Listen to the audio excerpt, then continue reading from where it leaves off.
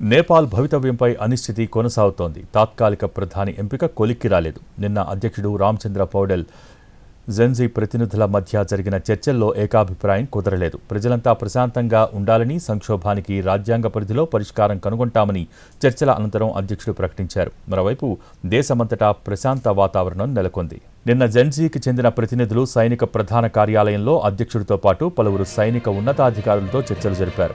సుస్థిర పాలన అందించే సారథి ఎంపికలో జెన్జీ విద్యార్థి సంఘం తర్జన భర్జనలు పడుతోంది. ఈలోపు జెన్జీ విద్యార్థుల్లో భేదాభిప్రాయాలు పడుచూపాయి. కొందరు విద్యుత్ బోర్డు మాజీ సీఈఓ కుల్మాన్ ఘీసింగ్ వైపు మొగ్గు చూపారు. మరికొందరు మాత్రం నేపాల్ మాజీ సుప్రీంకోర్టు మాజీ ప్రధాన మహిళా న్యాయమూర్తి జస్టిస్ సుశీలా కర్కి మాత్రమే సమర్థ పాలన అందించగలరని వాదించారు. ఈ వాదనల మధ్య ఉమ్మడిగా జెన్జీ విద్యార్థి బృందం దేశ అధ్యక్షుడు రామచంద్ర పౌడెల్, ఆర్మీ చీఫ్ అశోక్ రాజ్ సిగ్దల్తో సుదీర్ఘ మంతనాలు జరిపింది.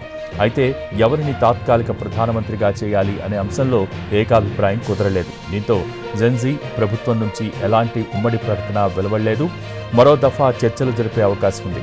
చర్చలు జరుగుతున్నాయని సైన్యం అధికార ప్రతినిధి ధృవీకరించారు. ఒకవైపు జెన్జీ కీలక నేతలు ఆర్మీ ప్రధాన కార్యాలయంలో దేశ అధ్యక్షుడు, ఆర్మీ చీఫ్లతో మంతనాలు జరుపుతుంటే బయట జెన్జీ విద్యార్థులు ఘర్షణలకు దిగారు. సుశీల సమర్థురాలని కొందరు, ఘీసింగ్ గొప్ప వ్యక్తి అంటూ మరికొందరు వాదనలకు దిగారు. తర్వాత వాగ్వాదం ఘర్షణకు దారితీసింది. దీంతో జెన్జీ వర్గంలో విభేదాలు బయటపడ్డాయి. మరోవైపు అధికారంపై ఆర్మీ ఆసక్తి కనబరుస్తున్నట్టు తెలుస్తోంది. జెన్జీ ప్రతినిధి బృందంతో అధ్యక్షుడు, ఆర్మీ చీఫ్ చర్చలు జరుపుతున్నప్పుడే వివాదాస్పద వ్యాపారవేత్త దుర్గా ప్రసాద్ వచ్చారు. దేశంలోని రాజరిక పాలన మళ్లీ తేవాలని ఆయన వాదిస్తున్నారు. అతనితో పాటు రాష్ట్రీయ స్వతంత్ర పార్టీని సైతం ఈ చర్చల్లో భాగస్వాములుగా చేర్చుకుంటే సమస్యను త్వరగా పరిష్కరించవచ్చని ఆర్మీ చీఫ్ అశోక్ వ్యాఖ్యానించినట్టు సమాచారం.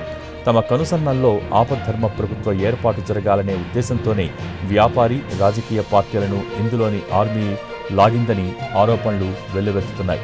మధ్యలో దుర్గా ప్రసాద్ జోక్యాన్ని సహించని జెన్జీ విద్యార్థులు వెనువెంటనే చర్చలను అర్ధాంతరంగా ఆపేసి బయటకు వచ్చేశారని తెలుస్తోంది. తమను చర్చలకు పిలిచి మధ్యలో దుర్గా ప్రసాద్, ఆర్ఎస్పీలను కలుపుకుని పోండని ఆర్మీ చీఫ్ చెప్పడం ఏమాత్రం సబబుగా లేదని గుర్రుగా ఉన్నారు. పార్లమెంటుని రద్దు చేయటం తమ ప్రధాన డిమాండ్స్లో ఒకటని జెన్జీ చెబుతోంది. ఆ తర్వాతే తాత్కాలిక ప్రభుత్వం ఏర్పాటు సాధ్యమవుతుందని పట్టుబడుతోంది. కొత్త కేబినెట్ పనితీరును జెన్జీ పర్యవేక్షిస్తోందని తేల్చి చెబుతున్నారు.